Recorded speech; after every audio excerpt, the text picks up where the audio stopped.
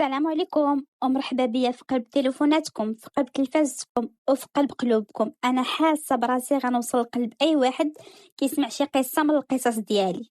القصه ديال اليوم زوينه بزاف، والاهم انها واقعيه وطرات لبنت مغربيه. انا كنحماق على القصص فاش كيكونوا محفزين وكيطراو لبنات بلادي. فقبل ما نبداو القصه اليوم ما تنساوش متابعه الصفحه ولايك للفيديو. تتقول لكم هاد القصة: أنا سميتي حنان، واسم على مسمى. حنان وحنينة والقلب الكبير والزين والحداقة والتاويل والذكاء من الفوق. هذه شهادات كانوا كيشهدوا لي بها العائلة كاملة. أنا البنت الوحيدة عند والديا. من بعد شوق 10 سنين عاد كتب لهم الله عاد ولدوني. بنت تاجر ماشي داك التجار الكبار، تاجر مهم على قدو. ما خصناش وما عدناش، الحمد لله الاب ديالنا موفرنا كل شيء، والام ديالي ربات بيت. انا مفشه عند والديا الفشوش والخنات، بالاخص انني البنت الوحيده اللي عندهم وما قدروش يولدوا من بعدي. الاب ديالي مسكين كان كيدير معايا المستحيل، قاسيه في كل شيء غير ما تقاسيش فيا. انا كنت هي الضوض عويناته بجوج باش كيشوف اي حاجه كان كيوفرها ليا. لا كانت قد جهدو وتا انا ما كانش قد جهدو كيتقاتل معايا.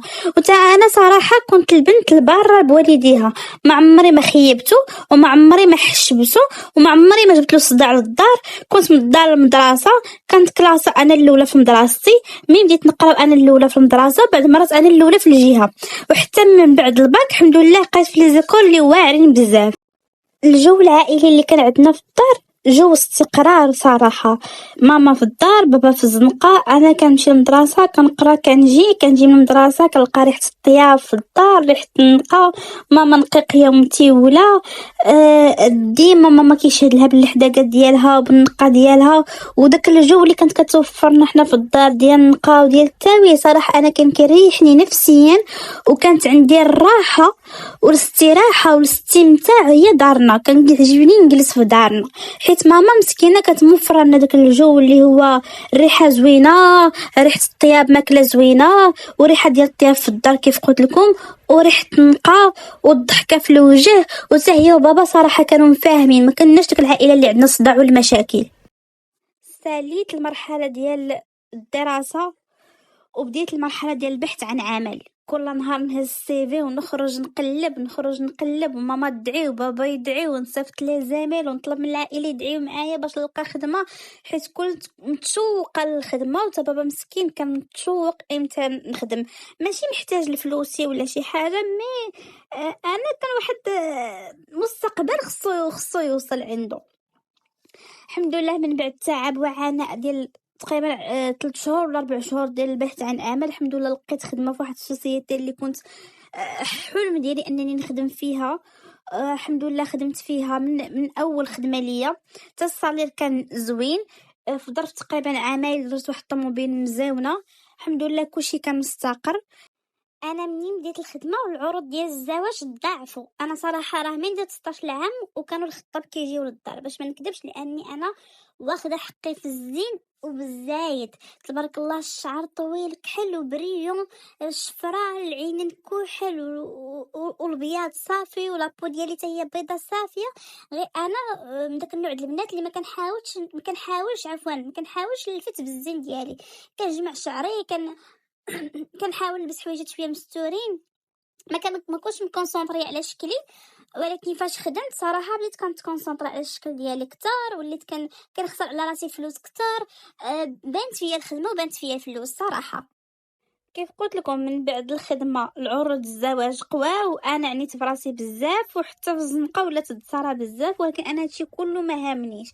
انا والله العظيم الا كانت الفرحه ديالي هو ندخل لدارنا ونحل الباب ونلقى ماما ولا نلقى ماما وبابا بجوج بيهم جالسين كيتسناوني، واو قمه الاستمتاع. انا واخا كنت متفوقه في الدراسه وخدمت ودرت صالير، ولكن الصحابات ما كانوش عندي. الصحابات قلالين في حياتي. بقات عندي واحد المعرفه مع واحد بنت دربنا، كنت بقيت انا وياه واحد العام في الليسي، وبقات مره كتجي عندي. هي ما كانتش كملت قرايتها. مين شافتني خدمت بدات كتشكر في خوها بزاف. كنقول علاش هادي كتشكر في خوها هاد الايام بزاف، فوق ما تجي عندي كتشكر في خوها، تشكر بطريقه مبالغ فيها. ولا ديما حاضيه الكونجي امتى كنكون جالسه في الدار، والويكاند امتى كنكون جالسه وتجي وتدخل على غير عادتها. كانت كتجي عندي من قبل ولكن ماشي بحال هكا، ماشي بزاف. ولات كتجي وكتبقى تشكر في خوها وتشكر في دارهم وتشكر في امها وسعدات العروسه اللي غتزوج بخوها وسعدات هادي وسعدات هادي. فهاد التصرفات ديالها وهاد الهضره ديالها بلا ما نحس لقيت راسي بديت كنفكرت انا في خوها. مع العلم انا ما عمر ما كانت عندي شي غولاسيون من قبل لحد الان، واخا قريت وخدمت وعامين د الخدمه باقي الان ما عندي حتى شي غولاسيون. وحتى في الخدمه شي حد الا جا بدا كيلمح ليا شي حاجه بلا ما كنحس براسي كنلقى راسي سديت الباب كنرد عليه شي رد خايب. قد ما انا ذكيه في قرايتي وفي الخدمه ديالي اللي هي كانت عباره على الماركتين، وكنت كنجيب المارشيات الناضيين، كان لي ديريكتور كيبقاو حالين فمهم غير فيا، كنعرف نقنع الانسان، كنعرف نجيب البروجيات، الى انني فاشله في العلاقات الاجتماعيه، في العلاقات ديال انني نكونوا صحاب ولا اننا علاقات حب. فاشل اقصى درجه، ما كنعرفش نتواصل من غير العائله ديالي كل ما هو اجتماعي في اطار العائله ديالي، ولكن في التواصل ديال الخدمه نصدمك. عندي جوج شخصيات مختلفين. قد ما انا حربيه في الخدمه وكنعرف نخدم وكنعرف نجيب البروجيات الناضين وكنعرف التحراميه ديال الخدمه وذكيه في خدمتي، قد ما انا بهلوله بهذا المعنى، بهلوله ونيه لاقصى درجه في الناس من غير الخدمه، يعني في العلاقات الاجتماعيه مع الجيران مع الصحاب مع العائله، على نياتي لاقصى درجه. فهاد النيه ديالي غتخلي حياتي تقلب 180 درجه، 880 درجه، 360 درجه غتقلب الحياه ديالي. النيه ما زويناش بزاف، ماشي اي حاجه قالها لنا الانسان خصنا نتيقوها. واول المشكل في النيه طرالي معاه هو داك صاحبتي بقات كل سيمانه كتجي، نهار اللي كنكون جالسه في الدار كتجي وتبدا تشكر في خوها وتقول لي سعدات اللي غيتزوج خاي وكيقلب على المراه، وخويا حنين كيحيد من جلده ويعطي لمرتو، وخويا راجل وسيد الرجال يحيد عينيه يعطيهم لمرتو، وخويا لدرجه انني انا بغيت خوها قسما بالله الا بغيتو بلا ما نقرا عليه السلام حتى مره. انا كنعرفو عارفه شكلو تبارك الله زوين بزاف وعاطي العين، مي ما عمرنا ما هضرنا. بديت كنفكر انني انا نمشي ندق عليه ونقول له السلام عليكم خويا انا جايه نخطبك لا بغيتي وندير لهم السكر، لان واحد الوصف كيف كتوصف خوها مبالغ فيه. لا انا ولا ماما بقينا حالين فمنا في هاد خوها وكنقول سعدات هاد البنت اللي غتديه، وهي تقول لي راه خويا بغا يتزوج وراه ما لقاوش ما احسن منك عروسه لينا. انا شفت فيها وصراحه الفراشات لعبوا لي في معدتي، حيتاش انا وليت كنبغي خوها وحاسده هاد المراه اللي غتزوج خوها، لا مشى خوها تزوج بشي مراه واحده اخرى قوه ما كتشكر اختو. جيت انا قلت لها وشنو قال لك هو عليا؟ جات هي قالت لي راه ما عندوش مشكل غير بغا يتعرف عليك قبل ما نديروا الخطبه. ماما قالت له حتى هذا كلام باش حناني تتعرف عليه ولا كان شي تفاهم بيناتهم داك الساعات مرحبا بكم اجي قصدوا الدار كنت كتعرفوها. عطاتني النمره خوها وخوها عطاتو نمرتي. داك الليله بالضبط صيفط لها ميساج في الواتساب كيحاول يهضر معايا. انا ما نكذبش عليكم راه غير ما فيه الميساجات عفوا غير في لي ميساج راني تزنقت بالاخص. اول مره غنهضر مع شي حد في اطار الغولاسيون ولا الحب ولا الزواج، اول مره ليا، اول مره كي قلت لكم غنهضر مع شي حد من غير القرايه ولا الخدمه. بدينا كنهضروا داك الليلات الميساجات ما نكذبش عليكم ما عرفتش نهضر معاه، ما عرفتش شنو نكتب، ما عرفتش شنو خاصني نقول. المهم جا غدا لي صيفط لي عطيني في الصباح ميساجات ديال صباح الخير والقليبات والحب وداك الشيء. دوزنا 3 ايام ولا 4 ايام غير بلا ميساج. انا خوها معرفتي بخوها معرفه ديال اختو، ما كنسمع عليه على اختو وكنشوفو في الحومه يعني تشكل فيزيكمون تبارك الله ما عندي ما نقول فيه كيسطي في الزين. بقينا على داك الحال في لي ميساج حتى لواحد النهار قال لي شنو بالك نخرجوا ناخذوا كافي وهي هذيك نتعرفوا على بعضياتنا. قلتها انا لماما، ما كانش عندها مانع، قالت لي سيروا مزيان باش تعرفوا وتلاقاو حسن. هادشي كله حاليا بابا راه باقي ما سيقش ليه الخبر حيت بابا ما غيبغيش. بابا كيقول لك اللي بغاك يقصد الدار نيشان، وبابا ما غيبغينيش نتزوج بشي حد ما عندوش نفس الخدمه بحالي ولا نفس الصالير بحالي. بالاخص خو صاحبتي. المهم خو صاحبتي سميتو صلاح. صلاح كان الصالير ديالو هابط، كان عنده سميك، هادشي ما كيتخلص. انا راه كنت الدوبل ديالو فوا تقريبا 6 ولا 7، يعني فرق كبير بيني وبينه في الصالير. المهم بابا حد الان ما صايغ الخبار. الخروج انا وصلاح تلاقينا خدينا كافي. صراحه كنت حشمانه وزنقش بحال ديك البريهيشات، ما عرفتش علاش جاتني ديك الحاله والخجوله وهو جالس جلسه هاز كتافو مطلع من اخرو للسما. صراحه واخا هكاك تعامل معايا زوين، كيسولني اسئله سميتك تاتا شحال في عمرك، باغي يعرف شحال عندي في الصالير. وانا داك الساعات راه ما رديتش البال، كيف قلت لكم انا على نيتي، انا بهلوله اقصى درجه.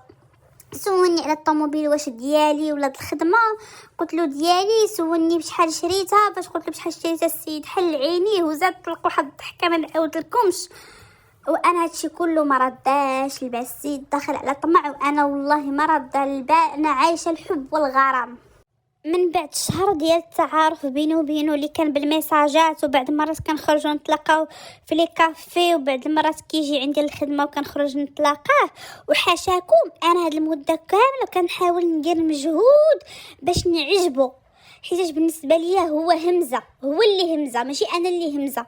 انا راه كنت مطيحه من قيمه راسي بزاف، ماشي مطيحه من قيمه راسي. انا تربيت في واحد العائله مستقره، ما عندناش هادشي، التواضع عندنا عادي، وانا خدامه وانا عندي صالير. من بعد شنو زعما راني في الناس بهذا المعنى هكا، ما عنديش مشكل في المستوى المادي ولا المستوى الطبقي. وعلى العلم ان داك الوقيته اللي عرفته زاد طلع لي الصالير، وحتى لي كوميسيون في الشهر وليت كنخرج واحد لي كوميسيون تقريبا ناضين في الشهر، حيت في الخدمه كنت طياره بنفانه كنجيب لي بروجي ناضين. قلت لكم داك الشهر داز بيناتنا في التعارف. بعد مرات فاش كنمشيو لي كافي، وبالاخص اللي كانوا لي كافي ناضين، انا اللي كنخلص والسيد كيدير مسو مشى للطواليت ولا كيهضر في التليفون، وانا عادي ما عنديش مشكل. حاشاكم كنمشي نخلص فرحانه وعادي ما فيها باس، والسيد على قدو ماشي مشكل، وخارجه فرحانه وعايشه الحب والغراميات. كيف قلت لكم بالنسبه ليا هو راه همزه، انا حيت اختو عمرات لي راسي وبالنسبه لي انا لا تزوجت داك السيد ما عاد بحالي، ما عاد شكون اللي تزوجت، انا اللي تزوجت، وحتى شي حدا من غيري ما غيكون تزوج. من بعد ما دات واحد الشهر السيد داك كيلمح ليا الشهاده ديال الضعف. قلت لكم الشهاده ديال الضعف، بدا كيشكي ويبكي، ومره يقول لي انا ما لاقيش باش نخلص لابونمون ونخلصها له انا حاشاكم من البنك عندي، وتوليت كنخلصها له كل شهر بلا ما يحتاج يشكي ولا يبكي. الشهر اللي مورا كنكون طارت انا الفرفارد، انا كنكون طرت ومشيت خلصتها له. مره يقول لي لاسيرونس ديال الطوموبيل عند واحد الخريشيشه حاشاكم، مره نمشي كنت كنمشي نخلصها له. مره يقول لي ماما ما عندهاش باش نديها للطبيب، ندوز له فيرمون في الكونط ديالو ب1000 درهم و 1500 درهم تقريبا. الشهر كان كيتقام ليا معاه ب7000 درهم حتى 8000 درهم كيديها ليا. وهادشي كله انا ما كنقول حاليا لماما والو، الماما كنعاود على الخرجات والدخول والخروج، ولكن ما كنعاودلاش انه كيبقى ياخذ لي الفلوس، ما كنعاودلاش انني انا كنخلص له لابونمون، ما كنعاودلاش انني كنخلص له بعد مرات لاسيرونس، كل مره وكيفاش. بقى السيد مستغني هكاك الشهر الاول، الشهر الثاني، الشهر الثالث، الشهر الرابع، الشهر الخامس، الشهر السادس، وحد الان السيد باقي ما جاش خطب. حتى لواحد النهار وليت تقول لي ماما حنان بنتي واش داك صالح كيضحك عليك ولا شنو؟ قلت لها علاش ماما؟ قالت لي واش شفت السيد 6 شهور هو كيهضر معاك وباقي الان ما خدت حتى شي خطوه. الا كان باغي قاصد الحلال هو هذاك، ما قاصدش الحلال يقولها لنا. ومن الزهر ما دوزناش حتى ساعه ما كان واختو هي تجي عندنا للدار، وهي ماما تعاود لها نفس الهضره، تقول لها قالت لها بنتي سمعي نقول لك، خوك لا كان قاصد الحلال مرحبا به يجي عندنا للدار، ما كانش قاصد الحلال يقولها لنا، ما يبقاش مخرج بنتي ومدخلها. المهم اختو ما كانتش من العاجزين، مشات قالتها له داك الليله، حيت انا ما قديتش صراحه نقول له افلان واش كتفلى عليا ولا ما كتفلاش عليا. مشات هي قالتها له، فاش قالتها له دار لي قصه وفيلم، قال لي انا كنبغيك وباغيك الحلال وما نحملش نشوفك كتزوجي شي حد من غيري، مي الله غالب ها انت كتشوفي انا كل شهر شنو خارج ليا والمصاريف، لدرجه انك انت اللي كتكملي ليا، وانا راني حشمان منك ودابا واش غنتزوج بك ونكرفسك معايا. وبدا عاليه في الدراما ديالو، في الدراما. واحد الان انا ما فهمش شنو علاش كان كيلمح. كنحاول زعما كنساعف معاه في الهضره اييه ولا وحنا دابا الحب هو المهم والتفاهم وحقا ما حقا، حتى السيد قطع عليا الهضره بلوكاني في واتساب بلا ما يعلمني بلا حتى شي حاجه. مده 15 يوم هو مبلوكيني.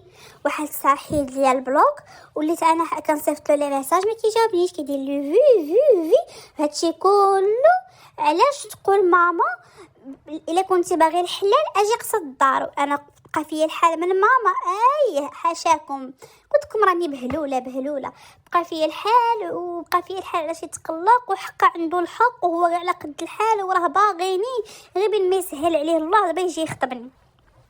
فهاد الشهر اللي كنا مدابزين انا وياه كنت خديت واحد الكريدي من الخدمه، كريدي سون زانتيري، وبدلت السكنه ديال الوالديه، مشينا لواحد البرطمان حسن في واحد الموقع حسن، ما بقيتش ساكنه حداهم في الحومه، اختو ما بقاتش كتجي عندنا. المهم شويه بديت كنستقر وبديت كنرتب افكاري شي شويه منه، بديت كنبدا حياه جديده حيت واحد الان راه مبلوكيني وكيقول لكم حتى الحيد ليا البلوك ما بقاش كيجاوب لي ميساج، وكثر من 200 ميساج صيفط له حتى شي واحد فيهم ما رد عليا. صافي قلت صافي بديت كنحيدو من بالي وبديت كنعيش حياتي عاديه، بدلنا السكنه بدلنا الفراش الحمد لله، الاستقرار في الدار ديالنا باقي كيف ما هو. داز 3 شهور من بعد ما قطعنا الهضره انا وياه، واحد النهار وانا نلقاه في باب الخدمه جايب لي حاشاكم واحد 2 وريضات واحد القاعد العطر خانزه، وجا كيطلب مني السماحه وسمحي لي حنان وانا راني كنت معصب وحقا راه سبقوا عليا من الخدمه وداكشي وماما راها مريضه ونفس الاعذار ديما. انا عاوتاني تيقت وجاني الحنين ومشينا خدينا قهوه وخلص عليا داك النهار القهوه، وما قداني فرحه حيت خلص عليا القهوه، قهوه نوار ما نعطيكمش الفرحه حيت خلص عليا القهوه. وحنا في القهوه عاطين بدا كيشكي ليا ويبكي وقال لي راه لابونمون عندي 3 شهور ما مخلصاش، 3 شهور كلها اللي ما كنتش كنهضر معاه فيها كلها ما تخلصاتش. مشات معاه انا عاوتاني مشيت خلصتها وعادي وعادت المياه الى مجاريها، وقال لي شوفي انا دابا 15 يوم راه غنجي نخطبك. قلت له واش سيغ قال لي راه من دابا 15 يوم راه غنمشي نخطبك. من بعد ما خلصت له لابونمون وعاوتاني خلصت لا سيرونس من بعد 3 شهور كانت سالات له خلصت ديال الطوموبيل، صافي السيد راه غيجي يخطب دابا. بقينا داك 15 يوم كنهضروا عادي كلشي عادي، كيقول لي شنو بغيتي نجيب لك شنو ما نجيبلكش. انا صراحه ما طلبت ما تشردت ما طلبت ما والو، قلت له زعما انا راه ما داخله لا طمع لا والو، انا باغا غير استقرار ما كنتش كنتشرط عليه. كيقول لي لا انت جوهره وتستاهلي الفريع وخصني نجيب لك الذهب وخصني ندير لك وخصني نفعل لك، وانا فرحت قلت غيكبر بيا ما فيها باس. المهم بقى حل لي عينك يحل لي عينيا. فاش بقات اليومين الخطبه احنا في الدار خلاص وجدنا دفعنا دوازداتاي، شفت انا القفطه اللي غنلبس، شفت المكياج اللي غتمكي ليا مكياج خفيف حتى غنديروا خطبه كبيره رسميه. قال لك بلا ما نحتاجوا زعما عادي يجي والمجيه الاولى ويمشي ونديروا خطبه رسميه، خلاص احنا كنتعارفوا وراه حنا باغيين بعضياتنا. بقات قلت لكم يومين ديك الخطابه الرسميه اللي غيجيبوا لي فيها فاتحه ويجيو هما لابسين وحنا لابسين، ويقول لي يا حنان وسمحي لي واش ممكن اجروا الخطابه واحد شويه. انا قلت له علاش؟ قال لي واغي سمحي لي راه الفلوس ما توفرتش ليا وحقا راني عربنت الذهب وما لقيتش باش نكمل، وعربنت هادي وما لقيتش باش نكمل، والباسيه التواب باقي ما شريتش الكافي. جيت انا قلت له واش المشكل غير الفلوس؟ قال لي راه مشكل غير الفلوس، انا راني باغيك وشاريك والله العظيم الا باغيك يا حنان. وبدا عاوتاني في الدراما ديالو. انا عاوتاني حاشاكم صيفط له 30,000 درهم صيفطها له داك الساعات. المهم جات نهار الخطبه جا والديه جا هو جاب لي حاشاكم الذهب اللي قال لي زعما راه شاري، قويت هاد المره عليكم حاشاكم. المهم غا قبلوا جاتني فلساني بزاف هاد حاشاكم. جاب لي الذهب زعما اللي شاري، واحد 2 حلقات رقيقين وواحد الكورميط رقيق وواحد توب لا علاقه ارخص ما كاين في السوق، يعني داكشي كله الى خسر تقام عليه بواحد 9,000 درهم. المهم ما عليناش، انا راه ما ديتهاش في داكشي، وحتى الاب ديالي والام ديالي ما داوهاش في داكشي. ماما كان عاجبها الود ما كتسمع عليه من اختها، حتى هي بحالها صحابنا شي ولد الناس، ماما عاجبها وفرحانه بهم ومكبره بهم. شكون اللي رد البال؟ الوحيد اللي رد البال هو بابا ما عجبوش الولد وما عجبتوش عائلته. في الخطابه جلس بابا كيهضر معاهم، كيتحاور معاهم، كيشوف الولد كيفاش داير، كيهندس، كيشوف الوضعيه الماديه ديالو كيفاش دايره. المهم بابا ما عجبوش الموضوع بزاف، ولكن انا راني حشمانه وخجوله وفرحانه براسي وبحال ما عرفت دايا مهند زعما مهند في زمانه. ما نعاودش لكم الفرحه وهو معفر عليا وهو اللي معفر عليا، فعرفت ما انا نتعفر عليه حيت انا حسن منه لا نيفو مادي ولا نيفو دراسي ولا نيفو ديال الترابي، لا هو اللي معفر عليا، هو اللي حاسب في راسو. المهم هادشي كله كيقول لكم انا ما رديتلوش البال، دازت الخطابه، تفاهموا على الصداق، تفاهموا على كل شيء، وما كيحاولوا يتفاهموا تاع العرس. وبابا كيقول لهم وخليو زيدوا شويه من بعد زيدوا تعارفوا، خليكم. بابا كيحاول يطور في المده لان بابا ما ارتاح لهمش بزاف. من بعد ما مشاو هما ومشات العائله ديالنا، بقيت انا وماما وبابا في الدار كنهضروا على الخطبه. ماما فرحانه بهم وعاجبينها، حتى انا صراحه كنت فرحانه وعاجبني الحل حيت جا خطبني. ولكن بابا عنده واحد الراي واحد اخر. بابا قال لي اسمعي بنتي حنان، قال لي انا هاد الناس انا ما ارتحمت لهمش بزاف، ولكن اللي بغيتي ديري الا كنتي باغيه الولد انا ما نبغي لك غير الخير. انا قلت له علاش بابا ما عجبوكش؟ قال لي شوفي الولد خدمته غير على قدو، قال لي ماشي المشكل في الخدمه، انا المشكل اللي جاني انه هو باغيك تخدمي، وانا الراجل اللي كيبغي المراه تخدم ما كيعجبنيش. قلت له ايه بابا نتعاونوا ما فيها باس، ما كاين حتى شي مشكل. قال لي لا بنتي راك ما فهمتينيش، قال لي الراجل اللي كيبغي المراه تكون خدامه وتبقى عمرها كله خدامه راه ما كيعجبنيش. الخدمه د المراه غير اختياري بينها وبين راسها، بغات تخدم هو هذاك، ما بغاش تخدم شغلها هذاك، خصو هو يكون قاد بيك ومتحملك كامله وشامل المصاريف ديالك، يعني كتبقى الخدمه ديالك انت غير اختياري. من الراجل اللي باغيك تخدميه وتعاونيه وتعطيه انا راه ما كيعجبنيش. بابا من شافني انني باغيه ما قدرش مازال يقدر يعكس ليا، وقال لي صافي بنتي اللي بالك ديريه والله يسخر لك وانا ما نتمنى لك غير الخير. تفاهمت انا وصلاح والعائله ديالو والعائله ديالي على النهار ديال دريب الكاغيط. وعاوتاني حاشاكم انا اللي عطيته فلوس الصداق وجابها ليا ناقصه 5000 درهم. ناقصه 5000 درهم على الفلوس اللي عطيته، وما قديتش نسولو علاش ناقصه 5000 درهم. انا بالنسبه ليا اللي تزوجته هو صافي بركه عليا. المهم حاشاكم. صافي جا نهار ديال درب الكاغيط، ضربنا الكاغيط، عطاني فلوس الصدق ديالي اللي عطيته انا نيتو ناقصه 5000 درهم. تكاتبنا، داز كلشي على خير وبخير الحمد لله. احنا سبقنا عقد الزواج وقلنا حتى من بعد العقد عاد نبقى نخرج انا وياه ونقلبوا على الدويره اللي غنسكنوا فيها ونشوفوا العرس ونشوفوا القاعه ونشوفوا داكشي كامل. ولكن من بعد ما درنا عقد الزواج انا واحد الحاجه انني انا بديت كنتزير، ولا سوسيتي اللي انا خدامه فيها بدات شويه كتحل كتدخل في الفايت، بديت كنتزير بداو كينقصوا لنا في الصالير. شنو بدا كيطرا اخر الكريدي ديال الدار الوالديه واخا خديتها من السوسيتي، يعني حيت الصالير بدا كينقص ولا الفلوس ما بقاتش عندي بزاف حيت داخله في كريدي ديال الدار، كريدي ديال الفراش، الفلوس اللي كيدي خلاص هو مني كل شهر. بعد المرات كياخذ ليا الصالير كامل ما كيخلي ليا حتى درهم. فبديت كنتزير وهو بدا كيلمح ليا حقا انا ما عنديش الفلوس باش نكري، انا ما عنديش الفلوس باش ندخل في افونس، كيتسنى مني انني نقول له هاك الفلوس ولا هاك شي حاجه. ولكن صافي عرفني انني ما عنديش الفلوس وبديت كندخل في الصحيح، بدا كيدخل معايا الصاد. وواحد الساعه ويقول لي شوفي يا بنت الناس الا باغياني خصك تصبري معايا وتجي تسكني معايا في دار والديه. انا قلت له راه زعما علاش غنسكنوا في الدار د والديك، راه كاينه الدار ديال بابا القديمه بابا وماما ديالنا القديمه راه خاويه، يلا نمشيو نسكنوا فيها انا وياك ما فيها باس نبداو بالزيرو. قال لي لا انا ما نرضاش نسكن في دار النساب، وانا الا الدار النساب اللي ما نسكنش فيها. انا حناكه كانت عندي فلوس والله تنسكنك بوحدك ما غاديش نسكنك مع والديا، ودابا ما عندناش شي حل، وامي بحال امك واختي بحال اختك، وركا كتشوفي اختي راه حنينه وحتى الوالده ديالي حنينه. انا صافي قبلت نسكن مع دارهم، قلت ما فيها باس نبداو من الزيرو ودابا يسهل الله. ومصابك وما قبلتش، مصاب ياك مشات لي الفلوس وضحك عليا وشمتني، هادشي كله ماشي مشكل قدام المعاناه اللي غادي نعيشها فاش غادي نمشي نسكن معاه في دارهم. فالقصه اليوم غادي تحبس حد هنا. ما تنساوش لايك الفيديو ومتابعه الصفحه باش غدا ان شاء الله توصلكم تتمه هذه القصه، الام ومعاناه وحده اخرى، ولكن غير باش تتعلموا يا البنات.